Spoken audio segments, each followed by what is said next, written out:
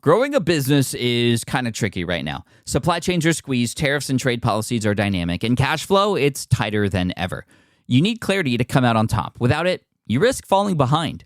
If only you could hop in the DeLorean and see the future, right? Thankfully, there's NetSuite by Oracle. NetSuite has real-time forecasting to help you move ahead with confidence. This is your AI-powered business management suite and the #1 cloud ERP. Trusted by over 42,000 businesses, NetSuite brings accounting, financial management, inventory, and HR all under one roof.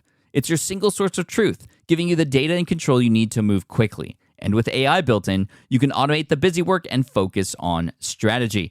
NetSuite helps you see what's stuck, what it's costing you, and how to pivot fast. If I were running a business with a lot of moving parts, I'd use NetSuite for full control over everything. Tame the chaos with NetSuite. If your revenues are at least in 7 figures, download the free ebook, Navigating Global Trade, 3 Insights for Leaders at netsuite.com/SPI. That's netsuite.com/SPI. You spent months building towards launch day, but when the clock hits 0, your site crashes. Bots swarm, and loyal fans rage on Reddit. That's not good. Fanfare was built to stop that. Fanfare is the drop platform made for high-pressure moments, stampede-proof infrastructure, verified waitlists, and bot filters that actually work. Instead of refunds and rage, you get retention and revenue. And that sounds great to me. Your next launch shouldn't be a gamble. Get Fanfare's 5-step hype drop playbook and learn how to bulletproof your drop at fanfare.io/playbook. Again, that's fanfare.io/playbook. Listening to podcasts, I feel like I know the person. I really understand the power of that medium. I don't understand how to do it yet, so I'm still learning that part. But this year, I'm no longer willing to wait. This year, it's happening. And I had so many things come up throughout the year, where I could have said, well, I'll just keep putting it off. But I'm like, no, this is happening. It was like you're willing to move mountains to make something happen. One of the very first bloggers and content creators that I ever really subscribed to is on the show today. His name is Leo Babauta from Zen Habits.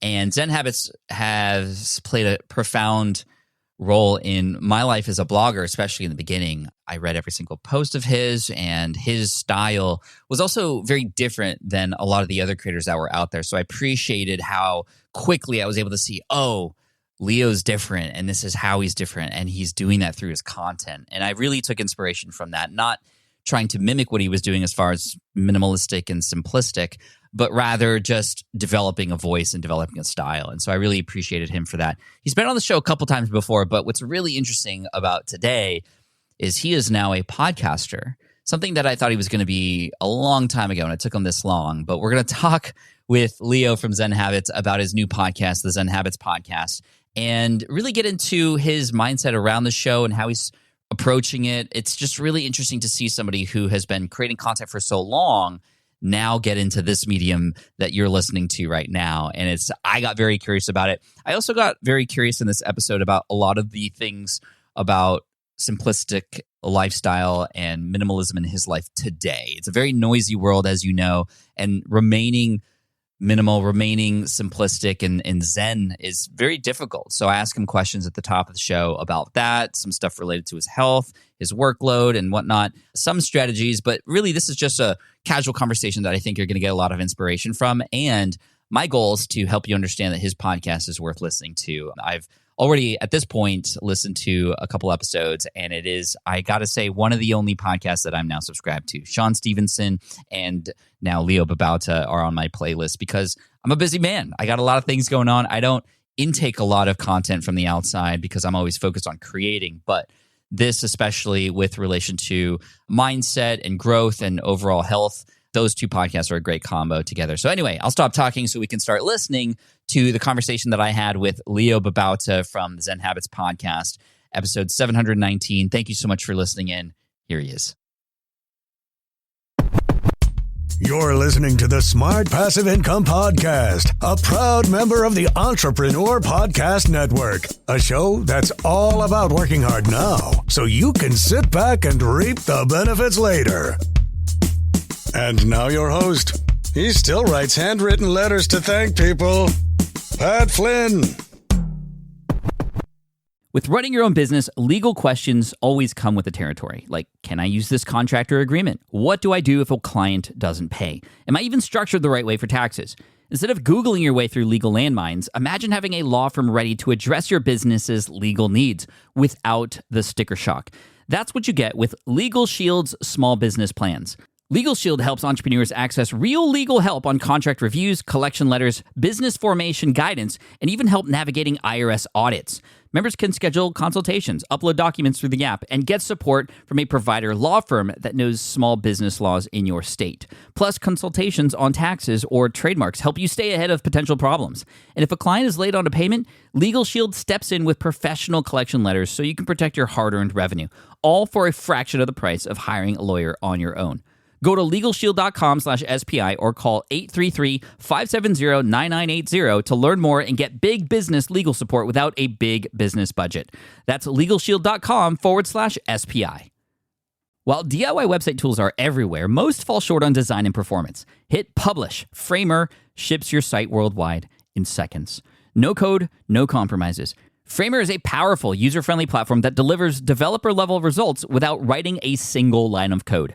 Make your designs move and convert with Framer. Framer brings your site to life with powerful animations, dynamic content handling, and a design-first approach that helps your site stand out. Framer is the design-first, no-code website builder that lets anyone ship a production-ready site in minutes. Browse hundreds of pixel-perfect templates or even design something of your own on a totally blank canvas.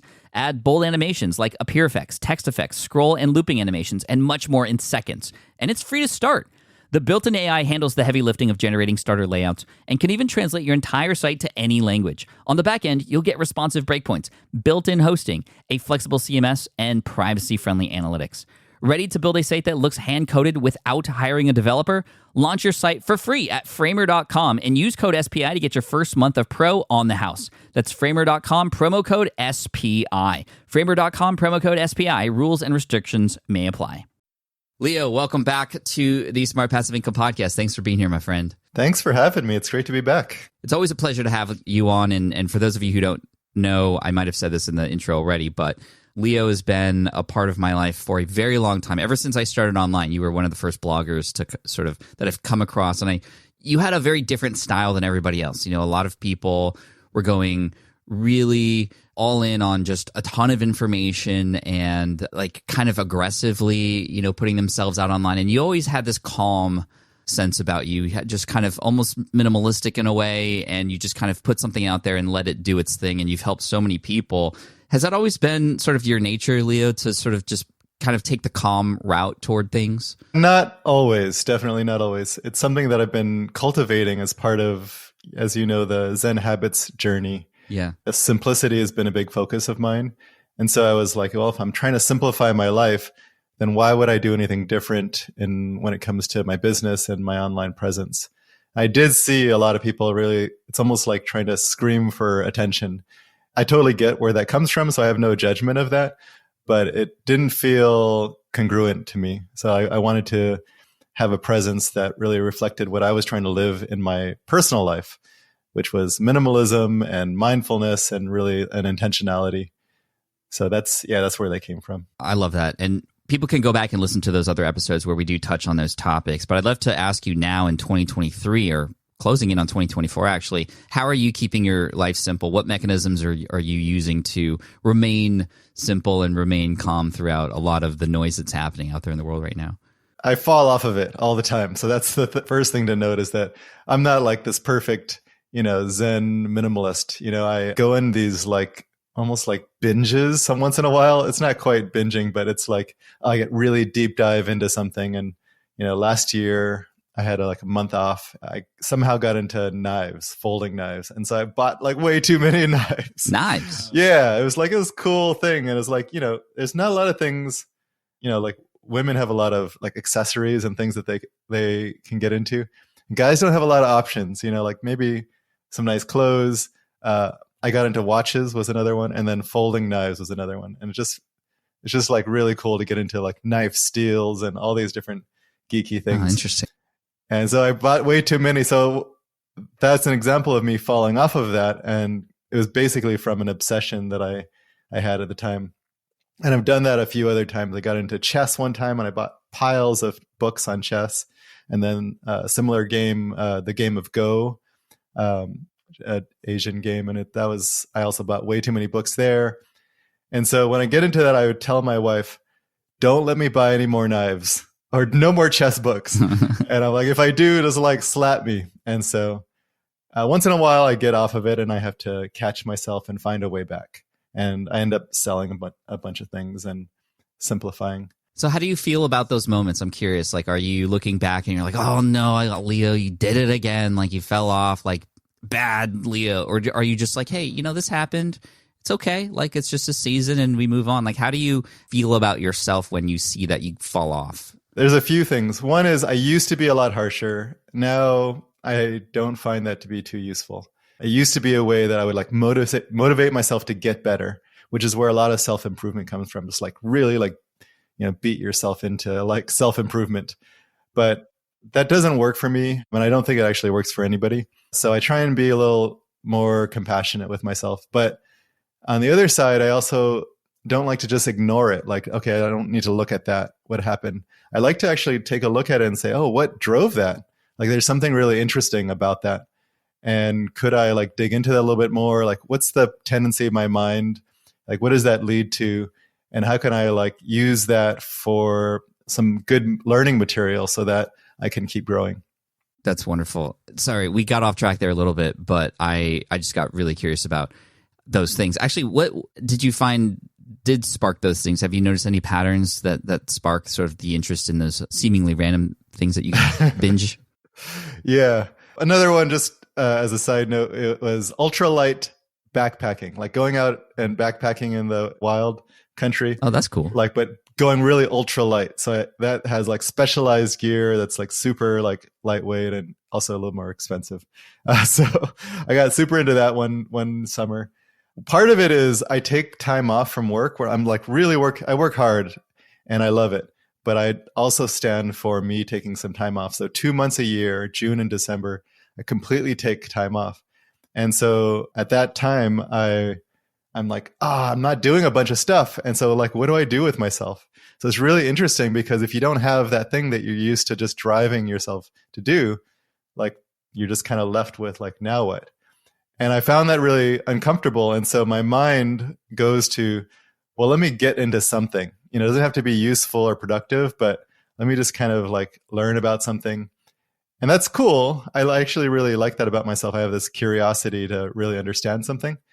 But from that, I'm like, but what if, then I start to fantasize. And it's like, well, what if I could have the perfect ultralight setup? And I start to research that. So it's this fantasy about having the perfect whatever. I could be the perfect chess player or Go player. I don't know what the knife thing was about, but it's like being a badass, maybe. There's like this fantasy that comes into it. And once you get into that, your mind might start to fix, or at least my mind starts to fixate on it. It's like playing a video game, but you haven't quite finished it yet. So it's like, I don't feel complete until I finished it.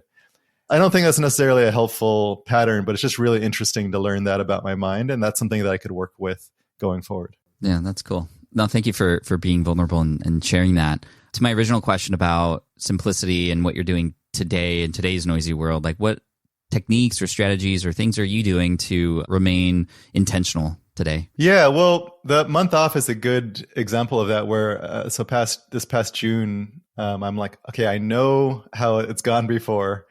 And I'm like, let's not do that. And so I really got intentional, no buying sprees, no getting to binging and stuff. Actually, the thing that I got into was really paring my stuff down. So I actually went through everything, things in my office and my closet and my garage, and just started tossing things out, probably stuff I'll regret later, but it was fun. And so that was one thing, was like getting really intentional about what is it that going back to like curating what I want in my life. That was really good. And then the other thing that I've been doing is simplifying my approach to eating was a good example of that. So I mentioned to you before we started recording, like I've been on a health kick lately. So yeah, I've really been simplifying like what I put into my body. And so, lately it's been like lentils and kale twice a day, a big, huge bowl of that. And then I've also cut out like alcohol and caffeine. So no coffee. I'm a big coffee geek.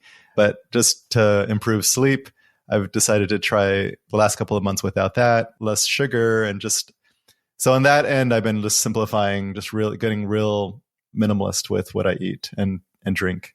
Is this a new obsession, like the eating thing? Is it sort of just like, okay, well, I'll focus on that because I have the time to focus on it? Or was there something like an event, or I know that and I've shared this earlier in the show, that I got a DEXA scan that showed me that I was teetering on the level of high risk for my body fat, which then gave me my health kick that I've been on lately. And I don't want it to be just a health kick. I want it to be a complete and almost permanent lifestyle change or mindset change with my body. Like, how are you approaching yourself in that way? Well, I'll tell you the event. You asked if there was an event. So this is something I've always been, like the last 15 years, I've been interested in.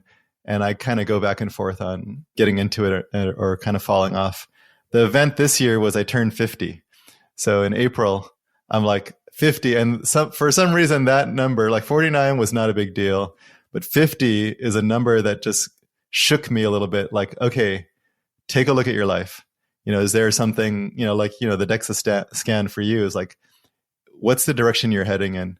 And this is even before I turned 50. It was like beginning of the year. I knew that was coming. And I started like, I've been gaining a few pounds over the years.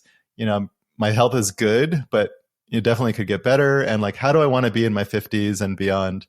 Basically, I want to not be heading towards where some of my relatives are heading, which are like diabetes and, cancer and things like that. And so like, what are the things that I can do to actually move in that direction, and taking them on like one or two things at a time. And so I'm not 100% there yet, but I'm way closer than I was at the beginning of the year. And so it shows like you can actually make really noticeable changes. I've lost, probably like 15 pounds. I feel stronger. I feel great. But it's not just the weight. I've been getting better quality sleep and just generally like thinking about how to take care of myself. That's great. Kale and lentils, though, I mean, that seems extreme to have that twice a day. It doesn't sound fun. And so how do you wrap your mind around that? I understand the simplicity of it, but like... I don't recommend it for everybody. So, for some people, that would be total hell, torture. Everyone has to find what works for you. So like, for some people, there's a degree of simplicity where it's like, well, I have maybe 5 meals that I rotate through. And that really works for me. For others, it's like, I like to cook. I like to like experiment. So you just want to always be doing that. But for me, I thrive on simplicity and routine. And so I'm a rare person in that way. There's others like me, but it's someone who I could eat the same thing every day and not get bored. Like I look at that bowl of kale and lentils and I'm like, oh my God, like I'm so lucky. You know what I mean? So I just feel grateful to have this nourishing food that is simple to make. It takes me minutes and I think it's delicious. And I actually put stuff, I'm a geek. So I put stuff into an online tracker where it like shows all my micronutrients and everything. And I'm like 100% or more on everything. And so I'm like feeling like I'm taking care of my body through this really simple meal. Are you using MyFitnessPal for that? Chronometer. Oh, Chronometer. Is, I haven't heard of that. It's similar. Yeah, it's similar, but it has a really good breakdown of all the nutrients. I geek out about this stuff, but the recipe that I wanted to say is it's not mine. It was from a friend of mine. And he gave this to me at one time when I was doing this. It was like trying to like redo my gut biome, like really like put a lot of fiber into it and not a lot of processed foods. So I did that for like a month. And I kind of like, I'm like, I don't want to stop with this meal. So for the last probably in the entire pandemic, I've been eating this probably like 90% of days. So it's kind of crazy. Wow. You're like having a direct impact on the lentil industry, I guess, with how many lentils that might be. Is this an approach similar to like Steve Jobs, who wore the same jeans and this sort of black turtleneck, just so that it wasn't even a worry in his life, that it was just like the decision was already made for him and he can use that brain power for something else? Are you like thinking about it that way? Yeah, that's something that I've, Steve Jobs was, I call him Steve like he's my friend. Stevie. Oh no, Steve Jobs was onto this early, but it was something that I also discovered is that for people like you and me who are entrepreneurs, who are putting our, who are putting our work out there, we face a lot of uncertainty in the world. And so I thrive on uncertainty, but you can have uncertainty in every area of your life. And so there's some places where, if uncertainty is like, where am I going to sleep today? That kind of uncertainty. You're not putting stuff out into the world. You're trying to figure out how to survive. And for others, it's like, well, what am I going to wear? What am I going to eat? What am I going to, how am I going to take care of the kids? All of that kind of stuff. That takes away from the uncertainty you can face in terms of creating a business. And so for me, I love uncertainty in terms of writing blog posts, now like podcasts that I'm coming out with, working with people, coaching one-on-one or group coaching. There's a lot of uncertainty in all of that. So I try and minimize it everywhere else so that I have the capacity to fully be there with that. Where else are you taking a similar strategy in your life? Pretty much everywhere but the places I mentioned. And the other place where I actually allow uncertainty is in relationships. So with my wife, with my kids, and larger family, there's always stuff going on. So I have to have capacity there. If I'm like, don't talk to me about your problems, that would not be like how I want to be as a father and husband.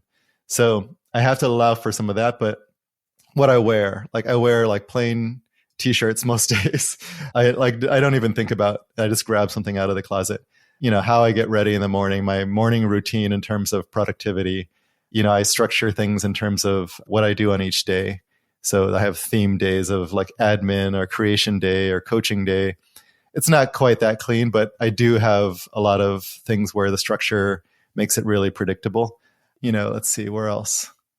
Yeah, definitely for food and exercise. I already know what I'm going to do today in terms of exercise. What's your calendar look like for somebody like that? Is it 9:30 a.m. I am sitting on the toilet, not 10, is it like, I'm guessing it's not quite like that, but is it like you have your whole day planned out? So for those things that I mentioned, I don't think about those anymore. So I don't need to block them off. They're not even on the calendar. So they're not, most of them are not on the calendar, except for, like I said, admin day and finances and things like that. I do put those on the calendar, but in terms of my morning routine, I know those because I've been doing them every day. So those are like, they're memorized.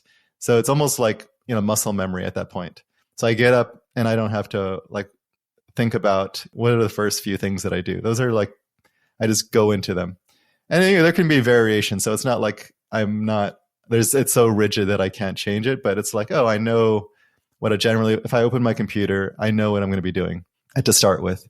And so I have a, reflection and planning kind of session that I do to start out with.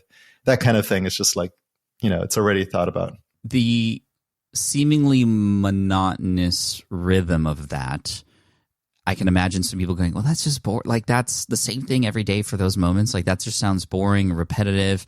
But like, I'm having this profound thought of this idea. It's similar to like, because I've been on this health binge as well. I have been eating a lot of the same things every day. I have the same shake in the morning. I have a meal from the same restaurant, Sweetgreen, that's near us. It's totally healthy and a lot of protein. But then like the random times I have maybe a fruit, or the one time I do allow myself to have a dessert, because it's not totally strict. I still can eat what I want. It just has to be within that caloric intake goal. It tastes better. Like those things that aren't planned now are that much sweeter. Are you finding that is, in a sense, kind of what's happening with your life? These things that are routine, that allows for the relationships to be stronger. That allows for those, that dessert that you have to be sweeter. Are you finding that to be the case? Yeah, you have to have some variance. Like, you have to have variety. But yeah, I think if you do have, as you called it, monotony is one way to look at it. But for me, it's just like something that's predictable and reliable, that makes the variations, like you said, that much sweeter. So yeah, I mean, I definitely have fruit, like I'll have variations every single day. I'll have the lentils and kale like almost every day, but in between I might have, a peach or whatever. And if there's a dessert, I let myself have it. I'm not that strict, but I'm just not having it every day. So, but when I do have it, I'm like, oh man, just savor it, because that's not what you're having all the time. The uncertain moments, like you were saying, right? Like when you're writing, I'm sure your writing is more creative because that's your time to think and to get creative, and it's not structured. Are you finding your creative work to be that much stronger because of this as well?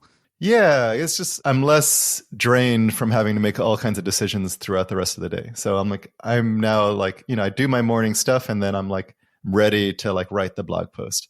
And I'm ready to like fully be there with that and really put myself into it, put like real devotion into something like that. But I don't want to be doing that with every single thing that I do through the day. If I had to like think about how I'm showering, that's too draining, Yeah. So yeah. That's cool. And it's not just a blog anymore you're thinking about. It's a podcast. I'd love to know a little bit more about what spurred this on. I'm actually surprised that it's taken you this long to have a show of your own, and you have one now. Tell us what it is and give us the rundown on sort of why are you now voicing your thoughts as opposed to just writing them down? Well, it's something I've been wanting to do for a really long time, but there's always like reasons not to. I'm sure people who are listening can relate to that. It's like there's this thing that you want to do and years went by and I'm just like, yes, I'm going to do the podcast this year.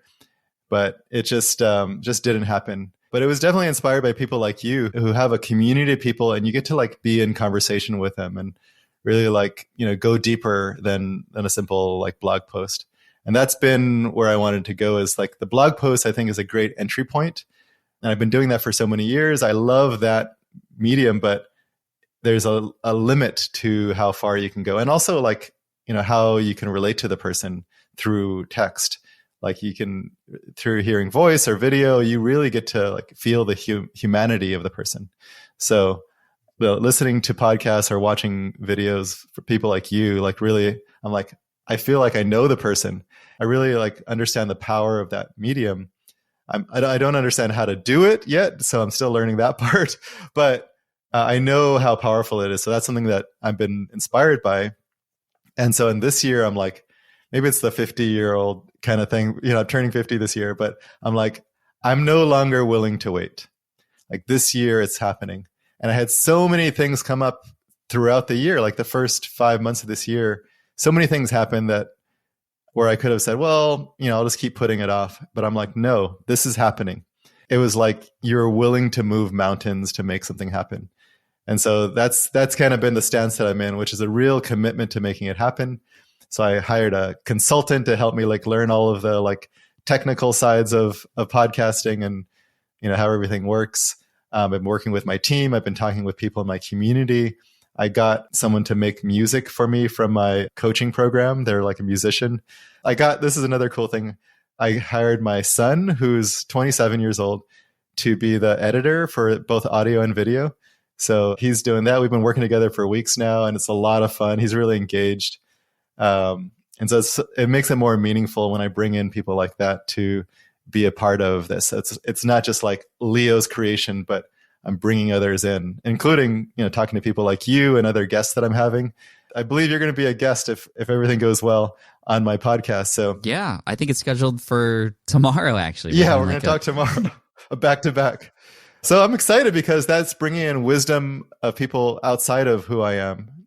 So yeah, that's kind of where I've been with the podcast creation. That's amazing. Tell me about the show itself and what you hope for it and sort of who is it for and kind of like the kind of show you're trying to create here. Where I'm at right now is wanting to experiment and play. Like I don't want to have like, I know how this works and then it's going to be like this and I'm set.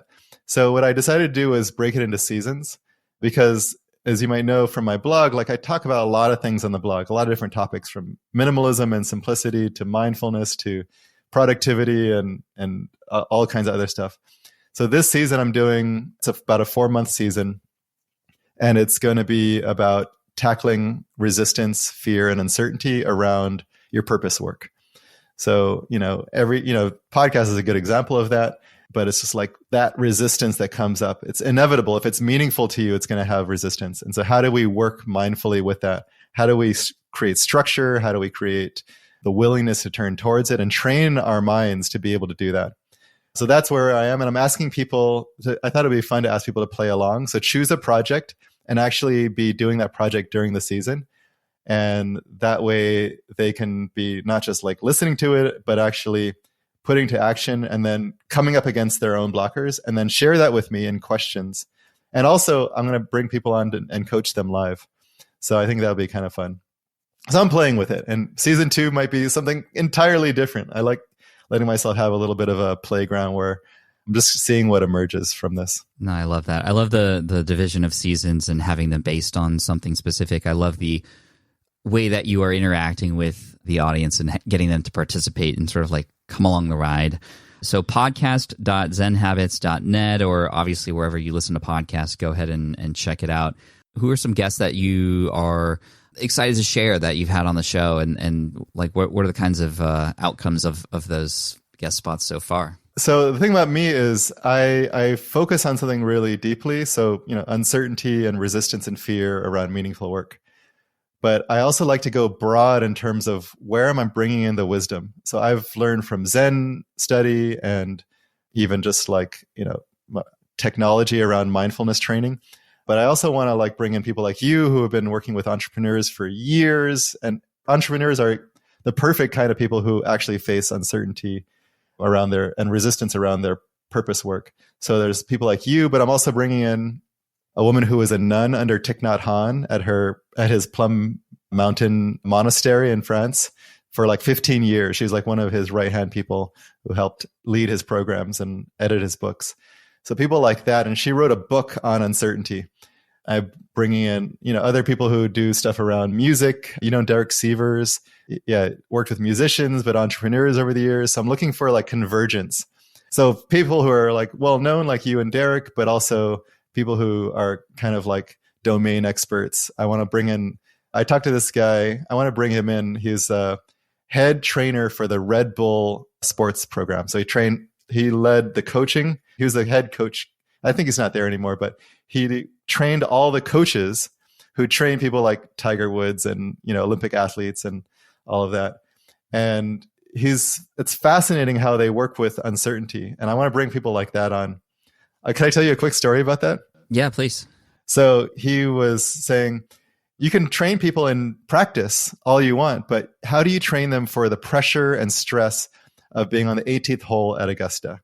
Like there's pressure on you, or like the NBA Finals Game 7, last 30 seconds. How do you train someone in practice for that?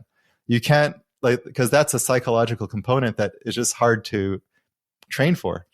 And so he says, what we do is we actually put people under stress so that they can face fear and uncertainty in practice.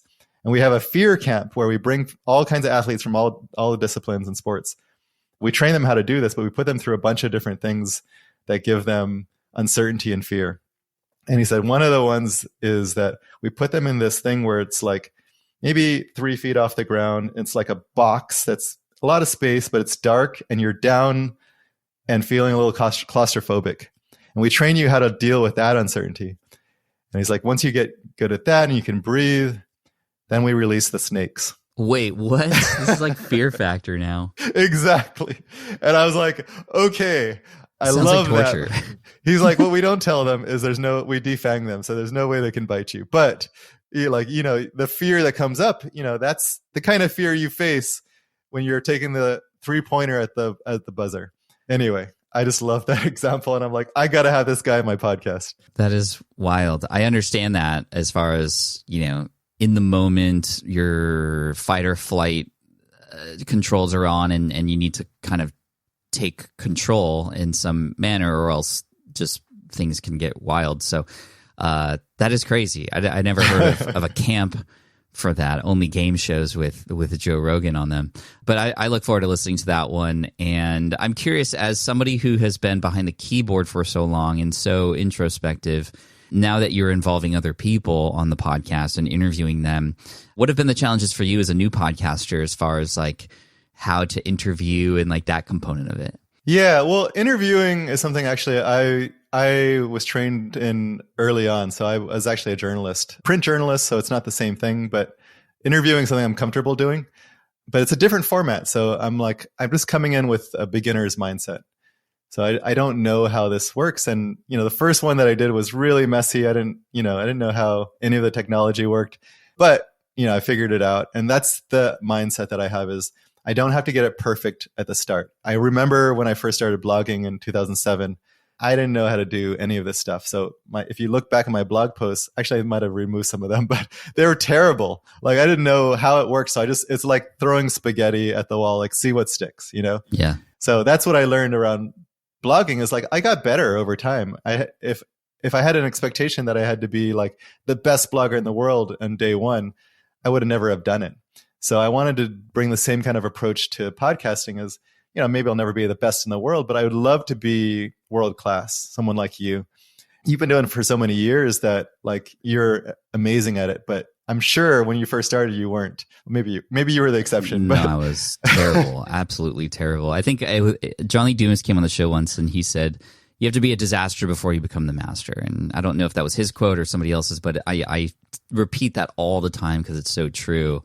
And I'm sure your podcast is not going to start out as a disaster because of that experience you've had. And obviously you're very proficient with content, but it'll be interesting to see the growth. And I'm excited to follow along with the journey. I don't listen to a lot of podcasts, but yours will be one that I listen to, and I recommend everybody go and check that out. What an honor. If you have any suggestions as an expert, please let me know. I'm always open. And actually, anyone listening, if you're like, Leo, do this, like your voice is, you keep banging the microphone, stop doing that. That's the kind of thing where, you know, one of the uncertainties for me is I listen to a recording and I'm like, I don't enunciate that well. You know, if you listen to like Tim Ferriss, he enunciates every single consonant.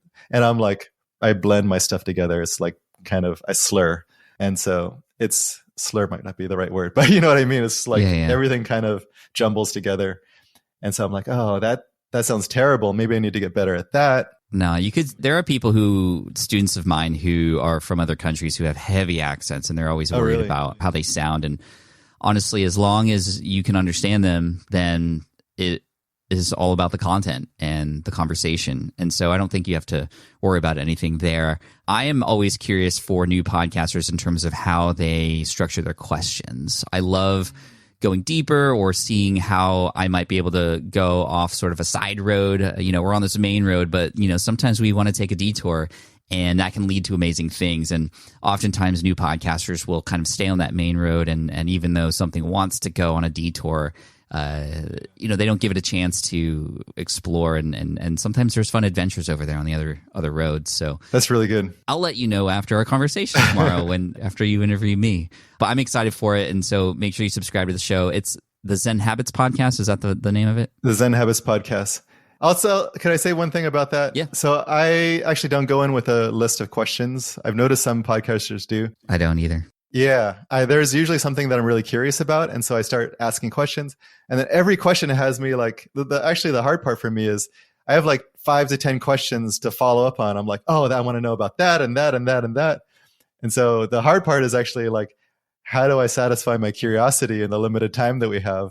So basically, I kind of stand in for the listener is how I do it. It's like, if I'm curious about this, like I'm sure other people will. So I'm like, I just gotta know, Derek Sievers was a good example of that. He said, oh, it's like I forgot what he used, like the bull and the bullhorn. I forgot what it was, but he said that and he's like, I'll get back to that later. I'm like, Derek, we need to come back to that because I'm so curious about that.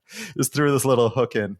And so I'm like, if I'm curious, I know the listeners are as well. And so I just try and follow my curiosity.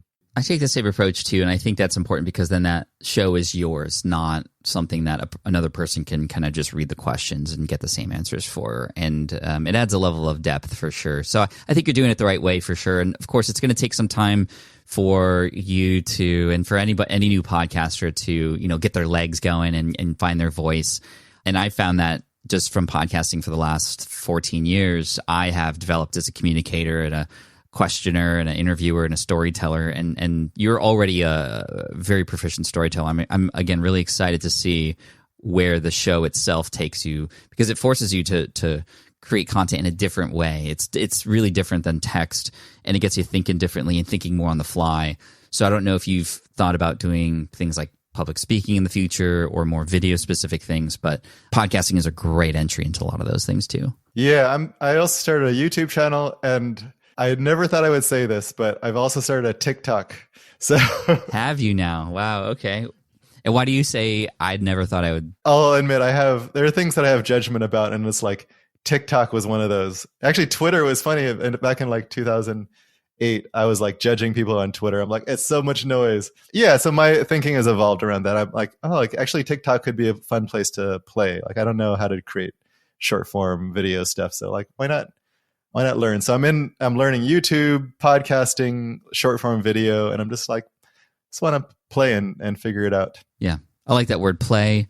And then the final point is that the C word you mentioned earlier, curiosity, that's going to drive everything. And that, I think as long as you remain curious, the shows will be great. And I am just so grateful that you've answered my curiosities today about what you're doing and the podcast. So everybody go and listen to it, the Zen Habits podcast, subscribe. You'll catch an episode with me on it at some point in the future, if not already. And Leo, it's just been such a pleasure to have you on and catch up. And just, I hope that at least one point in the future, we'll be able to cross paths again, because it's been way too long. Yeah, no, I'm always down to have coffee or come on to your show. But I just want to say thank you for the opportunity to come on here. It's a huge honor, and I don't take that lightly. And I also really appreciated you getting curious about the podcast, because it's really cool to be questioned by someone who's been doing this for so long and doing it so well. So thank you. You're a podcaster now, man. Welcome to the club. Thanks so much. I appreciate you. All the best to you and the fam. Yeah, thank you. All right, I hope you enjoyed that episode with Leo Babauta. This is session 719, and you can go and get the links and the resources and stuff to Leo's books and, of course, his podcast, Zen Habits Podcast, over on the show notes page at smartpassiveincome.com/session 719. Again, smartpassiveincome.com/session 719. Always a great pleasure to catch up with Leo. We didn't even talk about how he was able to manage his life with several kids. I think he has 6 or 7 kids, but we did talk about that in one of the earlier episodes that I recorded with him. And if you do want to listen to that, that's session 627, where we do talk about uncertainty and fear and all those kinds of things, which are obviously important for us entrepreneurs to understand and learn how to control. And don't worry, I'm not going to put you in a box with a bunch of snakes, but I do want to have you subscribe to this podcast if you haven't already, because we got a lot more great conversations coming your way. And also subscribe to Leo if you'd like to check out the show. Zen Habits Podcast. This is the Smart Passive Income Podcast. Cheers, take care, and I'll see you in the next one. Peace. Thank you so much for listening to the Smart Passive Income Podcast at smartpassiveincome.com. I'm your host, Pat Flynn. Sound editing by Duncan Brown. Our senior producer is David Grabowski, and our executive producer is Matt Gartland. The Smart Passive Income Podcast is a production of SPI Media and a proud member of the Entrepreneur Podcast Network. Catch you next week. More people dream about building their own business and being their own boss rather than retiring early. But a majority of them never even take the first steps to register the business. Why? Because starting a business can feel overwhelming. With legal forms, paperwork, finances, it's a lot. And that's where Taylor Brands comes in. Taylor is a complete business builder designed to make launching your business simple and stress-free. You can register your LLC in just minutes, keeping your personal and business assets separate from day one.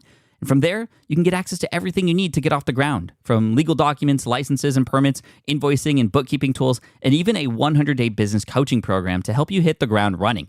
You'll also get a free personalized business plan, branding tools, and so much more. And of course, our listeners get an exclusive 35% discount to get started.